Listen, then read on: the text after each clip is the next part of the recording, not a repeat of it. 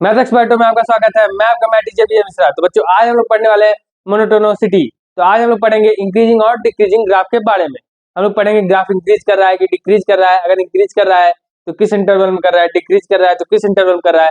उसके बाद हम लोग एक्सरसाइज 6.2 भी करेंगे। तो आइए देखते हैं। ठीक है, मोनोटोनिसिटी ये हमें बताता क्या है? ये हमें नेचर ऑफ ग्राफ बताता है। ये हमें क्या बताता है? ग्राफ के बारे में बताता है।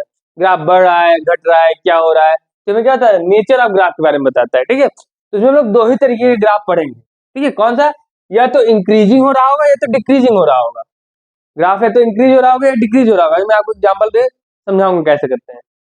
इंक्रीजिंग में दो तरीके के ग्राफ पढ़ेंगे, या तो नॉन डिक्रीजिंग ग्राफ होगा या स्ट्रिक्टली इंक्रीजिंग या मोनोटोनिकली इंक्रीजिंग ग्राफ होगा। देखिए, नॉन डिक्रीजिंग ग्राफ का मतलब क्या है? देखिए, ग्राफ देखिए बढ़ तो रहा है, फिर कांस्टेंट, फिर बढ़ गया, मतलब कम नहीं होगा, बढ़ता चला जाएगा।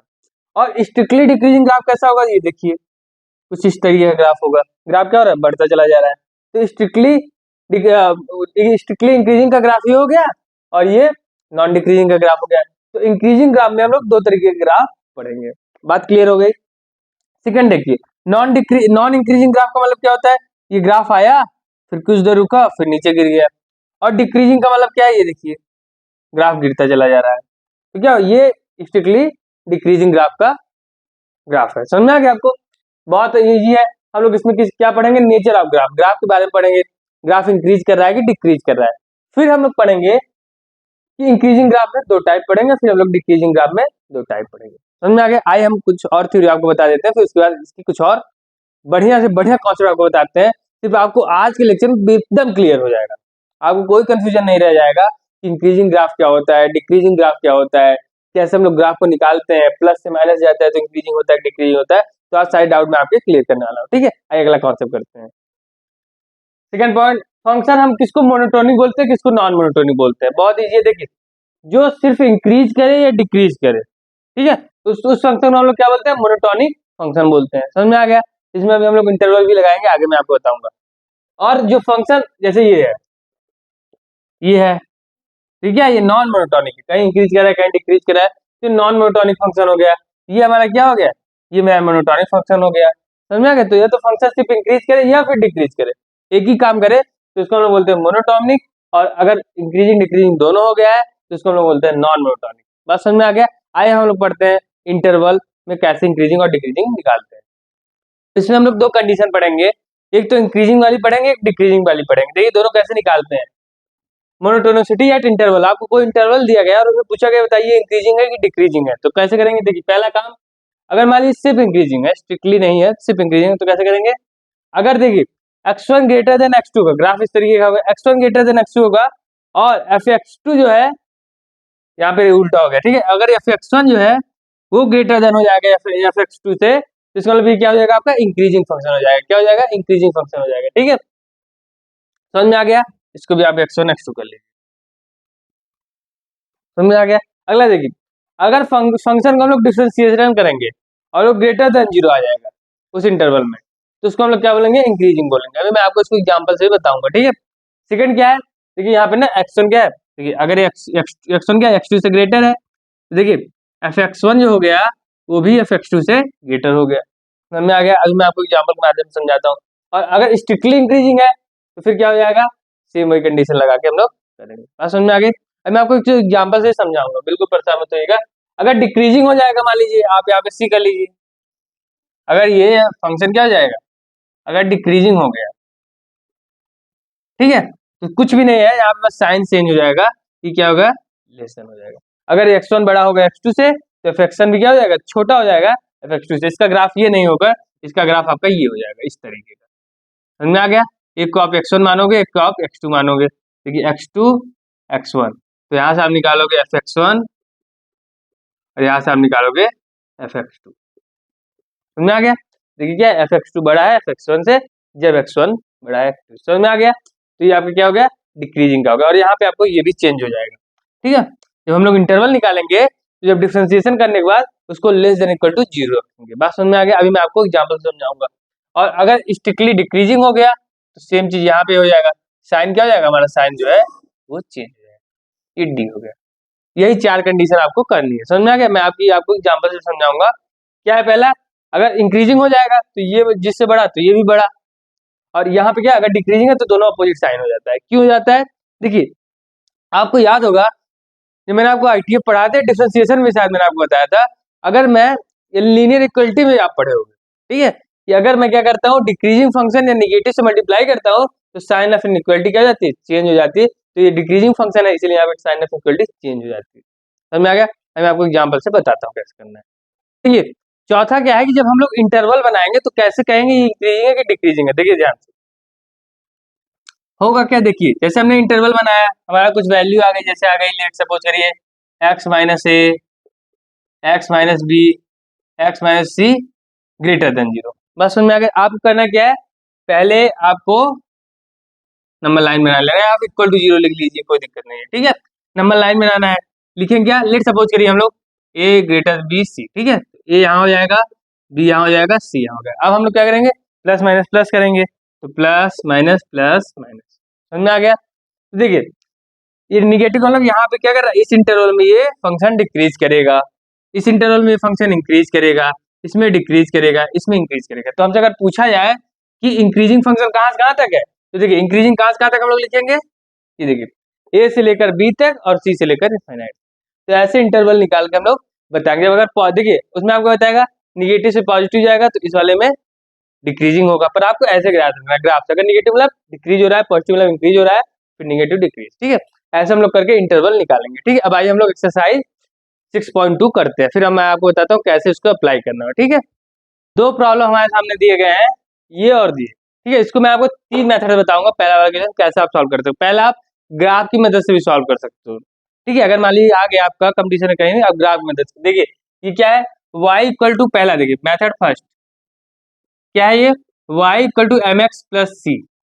इसका ग्राफ कैसे बनेगा, आप लोग बना लेंगे। m क्या है मेरा, पॉजिटिव है, तो कैसे बनाते हैं, ये देखिए ठीक है। और देखिए अब आप क्या करेंगे, अगर ग्राफ कभी भी लेफ्ट टू राइट गया, क्या गया, लेफ्ट टू राइट, अगर इंक्रीज हो रहा है तो इसको हम लोग बोलते हैं इंक्रीजिंग फंक्शन। क्या बोलेंगे, इंक्रीजिंग फंक्शन, ठीक है।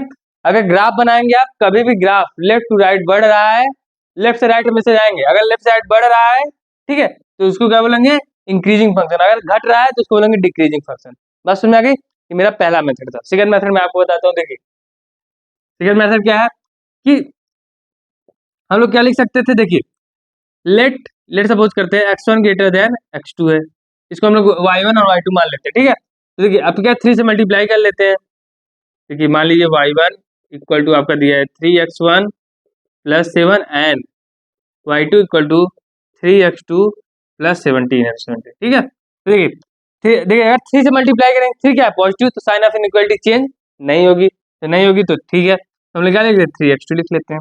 बात समझ में आ गई?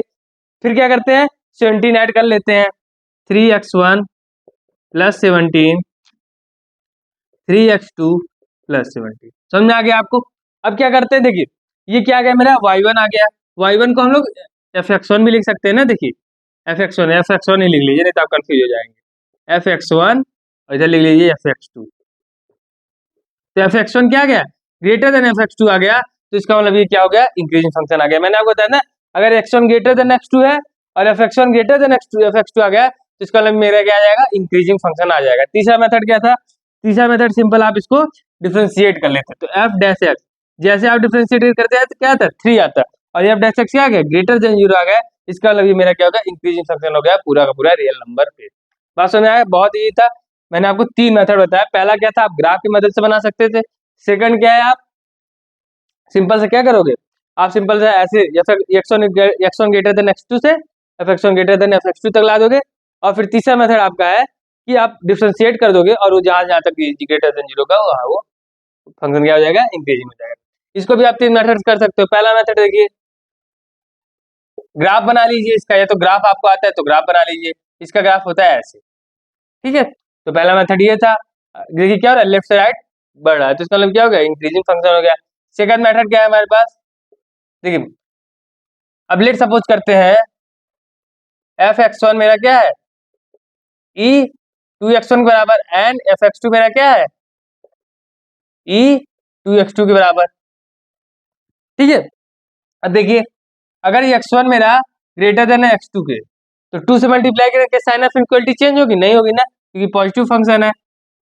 क्या हो गया? 2x2 आ गया। अब देखिए अगर e की पावर में लिखूं, आप सोचिए कभी जैसे लिखा है 3 इज ग्रेटर देन 5 और आप 2 की पावर 3 ग्रेटर देन 2 की पावर 5 लिखिए, देखिए साइन ऑफ इक्वलिटी नहीं चेंज होगी। अगर ये पॉजिटिव और e की वैल्यू क्या होती है?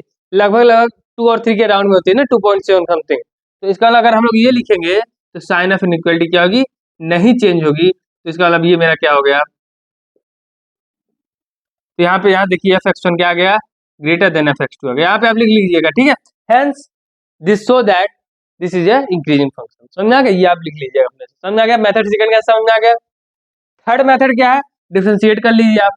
जैसे डिफरेंशिएशन करेंगे e की पावर 2x का डिफरेंस क्या हो जाएगा? 2 e की पावर 2x। अब देखिए मैंने अभी आपको बताया कि e की पावर x, आप e की पावर कुछ भी ले लोगे, ये क्या है? हमेशा आपको पॉजिटिव, देखिए इसका ग्राफ ही दिख रहा है, हमेशा पॉजिटिव देगा।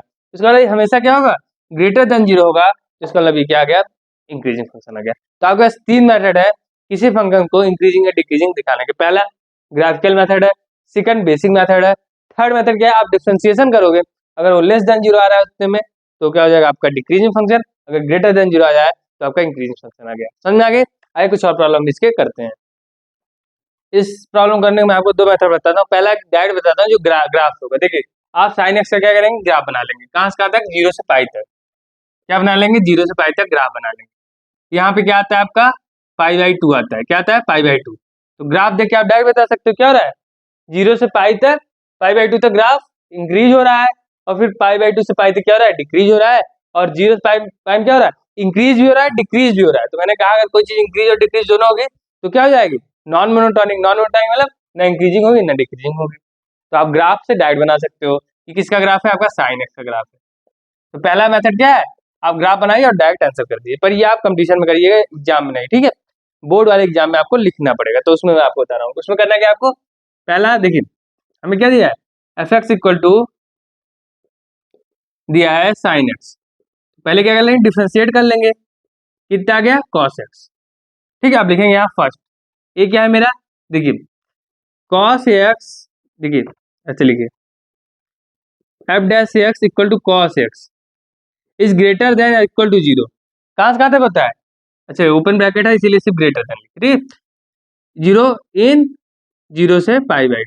अब देखिए 0 से π/2 में आप cos की कोई वैल्यू लेंगे तो क्या आएगा? हमेशा पॉजिटिव आएगा। आप ऐसे बना लीजिए ASTC, ठीक है। ASTC मतलब सारे पॉजिटिव होते हैं, तो पहले में तो सारे पॉजिटिव तो cos पॉजिटिव। सो लिख लीजिए सो, उसका ये लिख लीजिए स्टेटमेंट, सो स्ट्रिक्टली इंक्रीजिंग। ठीक है, पहला कर लेंगे। आप सेकंड क्या है? सेकंड आपका देखिए कैसे करेंगे? f(x) equal to cos x, ठीक है, लेस देन 0 इन π/2 से पाई तक। देखिए यहाँ से आप देखेंगे क्या इसमें क्या होता है? cos निगेटिव होता है, निगेटिव मतलब लेस देन 0 होगा सेकंड क्वाड्रेंट में। हेंस आप क्या लिखोगे? This is strictly decreasing in. समझ में आ गया? आप इतना कर लोगे। तीसरा पॉइंट क्या है? अब आप लिखोगे यहाँ से यहाँ तक कि cos से क्या हो रहा है? यहाँ से यहाँ तक डिक्रीज हो रहा है और यहाँ से यहाँ तक इंक्रीज हो रहा है। तो ये क्या होगा? ना तो इंक्रीजिंग फंक्शन होगा ना तो डिक्रीजिंग फंक्शन होगा, ये नॉन मोनोटोनिक फंक्शन हो जाएगा। बात समझ में आ गया? बहुत इजी था। तो जो बचे हुए प्रॉब्लम है हम लोग अगली क्लास में करेंगे। तब तक के लिए धन्यवाद और अपना ध्यान रखिए।